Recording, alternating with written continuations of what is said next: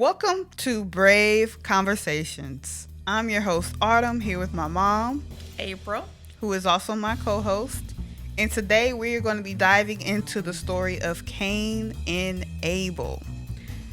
The story of Cain and Abel is not just about two brothers fighting, it is about what happened to humanity after sin entered the family structure. Yeah. This is one that I've been excited to dive into. I feel like it is a needed topic with the climax of today. Yeah. I don't know about you, but I feel like I've been seeing, sometimes it's hard to tell if something is really on the rise or if it's increased or if it's because we are now connected to so many people, across the country, across the globe. But it seems like to me that there has been a steady increase in violence of siblings toward siblings. And Children tragically, even killing their parents, or even I've seen stories of children, grandchildren, killing their grandparents. Oh, yeah. It's been, yeah. And again, it's hard to say if this is, I can't imagine that this was happening at these alarming numbers 10 years ago, 15 years ago. And so I don't have any statistics or anything, but it just feels like it's been an increase. Even in our, the region that we live in, the amount of news stories that I've seen of sibling violence, like murder, sisters killing sisters, brothers killing brothers, brother killing sister, and so on and so forth. And so Cain and Abel is the first. Yeah. Of this kind, and so I'm looking forward to kind of diving into the sin, the dynamics that brought this on, and then possibly the family failures and dysfunctions that were likely present or ignored. Right. That caused this unfortunate relationship between these two brothers. I think the Cain and Abel story is kind of hidden or not as popular because it's right after, of course, Genesis 3, where like sin is introduced into the world, and people mainly focus on like Adam and Eve and what they did, and then like you get to Cain and Abel, and it's kind of like, oh, okay, yeah, that happens, but it highlights it all. It's all important to take everything into context and really dive into every encounter between the families. Yeah, sometimes the Bible, it feels like it's giving us snapshots, but clearly, sometimes we're jumping years. Yeah. We're jumping years from one snapshot to another. Years have happened sometimes in between those snippets. And I'm just looking forward to us digging in those in between the lines. Yeah. What could have transpired? Right. What was happening here? I'm glad you said that because I feel like before we dive into the story, I kind of want to go into the structure of Genesis and just talk about why Genesis is an important chapter in the book that we all should pay attention to. When I first started reading the Bible, I actually had no problem reading Genesis. I know a lot of people have a problem with it because the genealogy is very tedious, and Genesis is considered like one of the boring books of the Bible, so people don't naturally go to that. Yeah, but I used to think that. I was one of those that thought it was boring. I've changed my mind. But good thing, because it's literally the first chapter, and I believe the Lord would not have made that the first book of the Bible if it wasn't important for you to read before you read the rest. Yeah. And the way that it is structured just points to that because, like you said, we typically read these stories as isolated stories, but it's all one big narrative. And so Genesis basically builds the foundation of what the rest of the Bible talks about. In it, you see God kind of introducing his patterns and his principles. And then one thing I did notice is that not only do we see God's patterns and principles, but we also see the patterns and principles of sin. Yeah. This is all in Genesis. This is where he just introduces everything. So I feel like you kind of misunderstand the rest of the chapters of the Bible. You kind of even misunderstand the whole purpose of Jesus if you bypass Genesis. Yeah. I never thought about it that way, but no, you're spot on. Yeah. So Genesis introduces the major theological patterns the rest of the Bible develops. So it's scholars usually divide it into two sections. It's Genesis 1 through 11, where they call it I'm probably going to say this wrong, primeval. They call it primeval history. Primeval. Yeah. Okay. So in it, you get questions like basically, why are we here? Like the basically questions that I feel like everybody comes to at certain points of their life. Why am I here? How am I here? What is this place? Where do I fit in? Things like that. The core identity questions that people ask throughout their lives. And then you get to Genesis 12 through 50, which is called the patriarchal.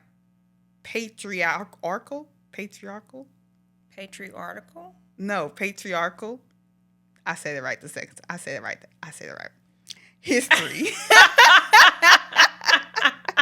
Okay. The patriarchal history.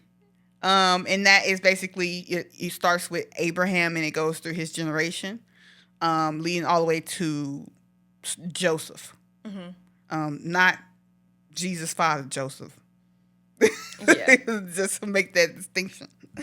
And so we're actually going to be, for the next couple of episodes, actually, we're probably going to be in this first section for a while because there's a lot to discuss. And that is Genesis 1 through 11. And that's when we come into, in particular, we're going to be talking about Genesis 3 and 4 in this chapter. So one major pattern, you already know I'm all about patterns and principles. That's actually like the most exciting thing for me when I'm reading the Bible is that when I discover a pattern or principle that God is basically telling us, but not directly telling us. Mm-hmm. And it's just so many. I'm going to do like a ton of series on multiple processes and principles that the Lord reveals in Genesis. But one major pattern in Genesis 1 that pertains to what we're talking about today is the escalation of sin. Yeah. There's layers to it. And there's a lesson that the Lord gave me a long time ago about the different types of sins and their severity. I recall. It's amazing, like, once you figure it out. I'm going to do, like, an episode just on that. And so I'm not going to get into that this episode because it's just a lot. Aww. But it's just a lot. It's too much. But I am going to do an episode on that. But here's how it's broken down. So in Genesis 3, of course, we know that sin enters humanity. And then Genesis 4, violence enters the family relationship. And then Genesis 6, you see that violence enters the earth. Mm-hmm. And then Genesis 11, humanity collectively rebels through the Tower of Babel. So that's just like the pattern you see through Genesis 1 through 11, the first section. But again, like I said, we're only going to be talking about, I guess, the first two levels through Genesis 3 and 4. Yeah, and I just want to highlight when you say pattern. Did we talk about that before, by the way? Autumn and I have a bit of a I don't know if we want to call it a disagreement, a debate. It's a debate. So I feel that you say the word pattern, like I just said. She keeps saying pattern. Pattern. But I say pattern. Pattern. Pattern. With T, not D. Pattern. Pattern. Mm-hmm. Pattern. Pattern. Pattern. Okay. Yeah. Okay. It's there. Say how you want it. Whatever makes sense to you. So when we say pattern, I feel like it's important because we're talking about family structure, generationally. Patterns are passed down generationally. And again, I feel like, and maybe this is just me, but I feel like for me sometimes you just kind of think that these things are just kind of like happening and present, but we really don't think about these are actual behaviors that are being passed, that are being on display, mm-hmm. learned, taught, all of that, and therefore able to pass on. So you just gave the example of this gradual escalation of sin, and that is being displayed through and passed through the family, through the bloodline, through the generations, from what they're learning. Yeah. From each other. Yeah, and I think I see that in families today, that escalation of sins, or we actually see that escalation of sin, and I'm able to identify these patterns, especially when we used to watch true crime documentaries and shows all the time. We have stopped because I feel like the Lord told us to. Yeah. We are being more mindful of the things we allow into our minds and into our space. So we're being very spiritually sensitive to things like that. So we have stopped watching those things. But we used to identify the patterns, the escalation of sin all the time in that. Yeah. And now I can identify when we read these stories about, a brother killing a brother, a sister killing a sister, or vice versa. I see based off in comments on social media of people who knew the family personally, and they're giving info, they're giving context to the situation. We say, oh, and we're able to have this distinction, oh, okay, and you see the escalation. So, question for you is how does tension in families work today? I guess, how do you see it work out that way in today's society, family structure? You mean when there's tension present? What is the... Sin is not isolated. It spreads. Yes. It spreads from being personal to then your family and then the society as a whole. Mm-hmm. But I'm just saying, how do you agree with my viewpoint of it's basically a pattern? Yeah. Yeah. No, 100%. It's not an isolated thing. Oh, this happens, then this happens. I feel like it's a constant. It never is. And like I said, sometimes it's something that is not readily present on people's minds. When you hear these horrific stories, it does sometimes, if you're not really thinking about it, it does seem like something abrupt, or it's just something that just at a snap happened. However, just like you said, it was likely an escalation up to that point. Some dynamics, interactions, something that's happening that's being ignored. Sometimes, unfortunately, not even always ignored. Maybe somebody did see it, but didn't speak up. Maybe somebody did see it, did speak up, but then are being ignored. The family is not addressing it. Nobody's taking, responsibility or ownership or accountability, which is we're about to get in and identify these same characteristics, these same dynamics in the structure of Adam and Eve, Cain and Abel, the first little human family. Yeah.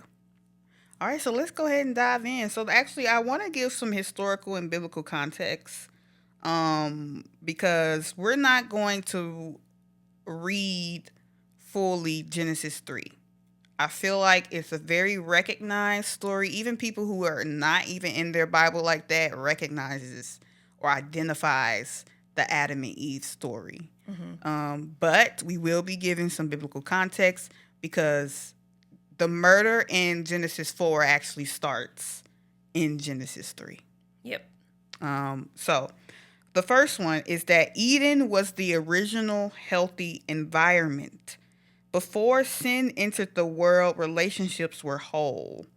Adam and Eve had direct relationship with the Lord.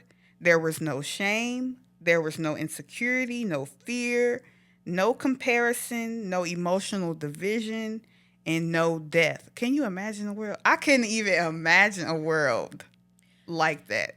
When I was reading this again, this is not the first time, but I felt like this or I thought like this, when I was reading it again, it honestly is. This seems cliche, but you do get moments where you just you think about everything that has transpired through history. Mm-hmm. You think about currently what we're dealing with now, and I'm sorry, you can't help but kind of feel like, yeah,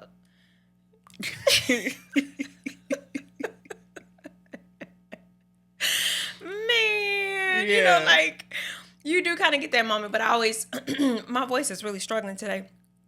But I always try to understand or try to not to make it seem like I'm so unfazed or far removed from the mistakes that they made. Right. Because we literally are making the same mistakes today. Yeah. Yeah. So we see that Genesis starts off with harmony. So do you think people underestimate how much a healthy environment affects relationships inside a family? I do think we underestimate them because I think most of us, a majority, a large percentage of people are growing up in unhealthy environments and don't even realize it. Right. There are those who are very much aware. Some things are so obvious, of course, like they say, it's slapping you in the face. And then some environments are unhealthy, but people really don't view them as such. And they don't know it. So, of course, we're taking it for granted. We don't really know what it's like. And in fact, I feel like nobody did except Adam and Eve initially. Yeah, I feel like people don't really pay attention much to the environment they're setting for. I mean, I'm talking about parents with their kids or even siblings with their other siblings and how much that affects a person. I think about how physically, like I've told you this before, like for me, if my space is like physically chaotic, it affects me. It affects my mood. It makes my mind kind of like jumbled. I can't think straight. And so I just think about if that affects me, like my physical space, how much would that affect other people around me as well if they have the same struggle with that. I also thought about like, and this is something we talked about previously too. I was bullied a lot, verbally, physically bullied a lot through, I want to say through elementary school. Yeah. It kind of stopped in the middle of middle school. But, well, not stopped. I just stopped caring. I just didn't let it faze me. Yeah. But we talked about how home was my safe space. Like, we see these stories of people deciding to end their lives and stuff due to bullying or like the impact of bullying and how people just grow up to be more, I guess, sheltered or hurt or, whatever. Yeah. Or just not able to develop relationships. But for me, that's not the case, even though I experienced the same bullying. It's because when I would come home, you created an environment of love. Yeah. And Aaron, too. Like, it was a space where I could be myself. There was no judgment.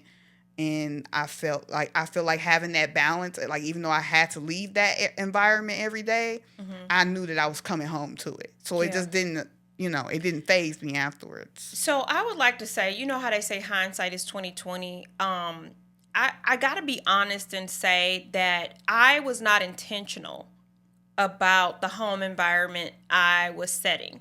I was intentional about specific things that I did, but never did I ever say, I'm going to make sure I create such a safe, loving, nurturing home environment. That never was like the goal or thing that was brought up. And I kind of wish, like knowing what I know now, knowing the little things that I did do, and thinking now that, if I was intentional with it, just how much greater, how much better it could have been even, from what you experienced. Thank goodness. I feel like that was God filling in my deficiencies. And, you and Aaron, I never forget when you and Aaron both was reflecting on your childhood. And I think that's just any mother's, any parent's goal is to hear their kids speak about their childhood in such favorable words. But I almost felt like, how you figure? Different perspectives. I did. I was like, y'all did? Is that what y'all? And then I thought, it worked. I really pulled one up on them. No, but I did become aware of the importance of setting, what the home environment that you create. Actually and I told you about this years ago, reading an article about Chris Rock. I read that article. We see Chris Rock and we know a little bit. I say we like it's everybody, but me. I knew a little bit about his life. And then Everybody Hates Chris. I love that show. It was so funny. I knew it was roughly based off his real life, but he makes it so entertaining and so funny that you kind of miss that he was truly being bullied. And it was only until I read this interview article in this magazine where he was talking about his life. And so now this is not a joke. It's not a sitcom. And he was talking about the bullying he went through, and that it was quite severe. And that kind of like really made me pause and go, wow. And then again, what did he talk about? Because the interviewer had asked him the question, well, then with this bullying that you experienced being so severe, they talked about the suicide rates of young people at the time of this article and said, so then, how did you avoid what has naturally, unfortunately, been happening in today's society with the youth, and doing these unfortunate, things.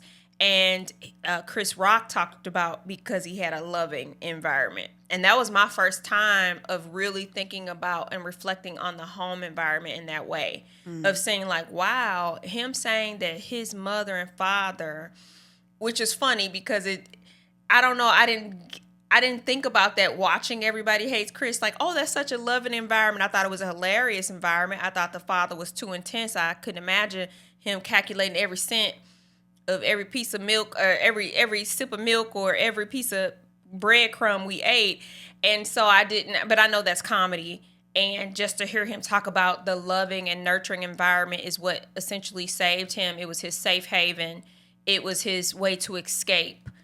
He wasn't around it 24/7, and so that going home was his safe place. Yeah, and so I can imagine, just from my perspective, if that's in alignment, Chris Rock's perspective is actually parallel to mine. But then I think about the people who have to deal with that at school or at work or wherever they are when they go out into the world, and then have to come back home to the same situation or even worse. Yeah. And how that can affect the psyche. You said something that parallels God in a way. You said that, that was really God just filling in this insufficiencies, like making sure we good. And that's essentially what he did with Adam and Eve with the Garden of Eden. Yeah. God provided all of their needs so they didn't have to have worry or fear. The reason why they had no shame, no insecurity, or no fear or comparison or that is because God provided everything they would need to where they didn't have to worry about those things. Yeah. And so that is the picture of the environment we have originally. That was God's intention. But then, of course, we see that in Genesis 3, fractures it all, and it fractures every relationship that God established through Genesis 1 and 2. It fractures the relationship with God, first and foremost. It fractures the relationship with self, relationship with one another. Yeah.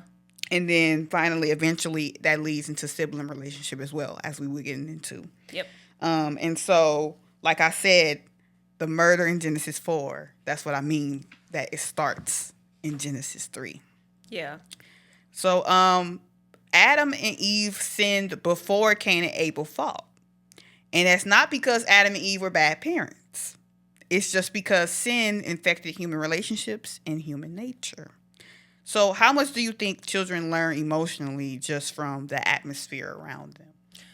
I think that's their first major learning source is environment. We're very sensory people. We learn from what we see, touch, hear. And so when you're young, that is like the most important formative years, right? What do they say, like 0 to 3 years? And I actually think I remember learning, and this could have changed. Like, science is always changing every time. But back when I was in my undergrad, I was a biology major, so focused on science. I believe I learned that a child doesn't start their personality is basically formed at the age of 5 to 6. Okay, So yeah. anything prior to that, that's the very important formative years. Yeah. Okay, so a little bit longer. I was like 3. No. I feel like listen, because I feel like honestly, you start to see little things at 3. You like, huh? Mm-hmm. That's why they say what they say, the terrible. Well, twos that's the formative years. So that's Yeah. when you have to give really be intentional about the things that you are establishing in your child. Yeah. If you start to see these things that you don't want them to pick up or to have by the time they're 5 and 6, then I suggest you get on that pretty quickly. Absolutely. I want to say, I feel like, honestly, the problems for me, I just want to go back a little bit. I feel like the problems for me, or at least the first signs, we do this thing like, what thus saith the Lord? Yeah. Anytime we're like doing our personal time with God or Bible study or anything, and then we see each other for the first time in the day or something, we ask this thing, we say, what thus saith the Lord? And we started that because my grandmother, when I would be over her house and she would get a phone call from one of her church members or something, she would answer the phone. I'll never forget. She would answer the phone and be like, as soon as she picked up the phone, she would be like, praise the Lord. And then, or sometimes she would say hello, and I'm assuming they said praise the Lord because she just would say praise the Lord. And then a couple times I heard her say, what thus saith the Lord? And so, therefore, Autumn loved it. I love it. Autumn loved it when I told her that story. She was just like, so then we just started a thing like, what thus saith the Lord? What thus saith the Lord? So, what thus saith the Lord, to me, when I was reading the word, is really highlighting where things really started to get off kilter. And I feel like we have to look at Genesis 2. And you talked about the environment that God set, and yeah, he provided everything. But there was one thing, there was a condition. There was a command, if you will, that he had given Adam. Yeah. And that was, he commanded Adam that you can eat from every tree. And you can eat of every fruit from every tree in the garden except the tree of the knowledge of good and evil. Yeah. And so that's the command that he had given Adam. And so one thing that the Lord pointed out for me is that when he gave Adam that command, Eve was not created yet. Right. So he gave the command to Adam. Mm-hmm. And so then after he created Eve from Adam, from the rib of Adam, we know this, please go, read. And so then from there, that's where we talk about the context that likely had to be filled in. Yeah. Right. So he gave Adam dominion over everything, everything of the earth. And so naturally for me, the gaps that were filled in is that Adam then had a responsibility to teach, instruct, inform Eve what the command of God was. And we see that he likely did that, right? Because when the serpent comes to Eve in Genesis 2 to try to, ask her, did the Lord say you can't eat of no tree? Which he knew the Lord didn't say that. You know what I'm saying? But when he said that, then she clearly says what the command is. So Adam likely did some teaching there. But one thing that stood out to me, and then what I was even reading in commentary, and I've read different commentaries, and so, with commentaries, everybody sees a different thing. They may have a different reflection or thought on it. And so what I thought was interesting is in one commentary that I was reading, it pointed out how she actually added onto the Lord's word. And then if we read on in Deuteronomy, it's in Deuteronomy twice. Did I put it down? Hold on. I'm just want to check and see that I put it in my notes because it's in there twice. I didn't. It's probably in my written notes, but it's in there in Deuteronomy twice, and it's spread throughout the Bible. It's in Proverbs, and then again it's in Revelation, where the Lord in His Word is saying, "Do not add to my word. Yeah. And then it goes on to say in Proverbs, it shows us what the Lord, what essentially happens when you add to his word. You're a liar. You're a liar. And so to me, like I said, characteristics, behaviors are very important, because we don't just teach our kids the good things about us. Unfortunately, our kids develop the not so good things about us as well. And so right then and there, we begin to see a little bit of behavior, characteristic issue. And I didn't think about that before. Something so subtle that she ended up adding on. She ended up responding to the serpent, and she said, well, no, we're not supposed to eat from the tree of the knowledge of good and evil. We're not even supposed to touch it. And that is not what he initially commanded. Yeah. And not only that, she said we're not supposed to touch it unless we die. There's a difference. If you read God's command, he said you will surely die. She kind of made it to where it was like a gray area, or lest we die. We could die. Yeah. But the Lord strictly said, you surely will. And of course, the certain response like, you surely will not. Yeah. you know? Exactly. But that's actually interesting because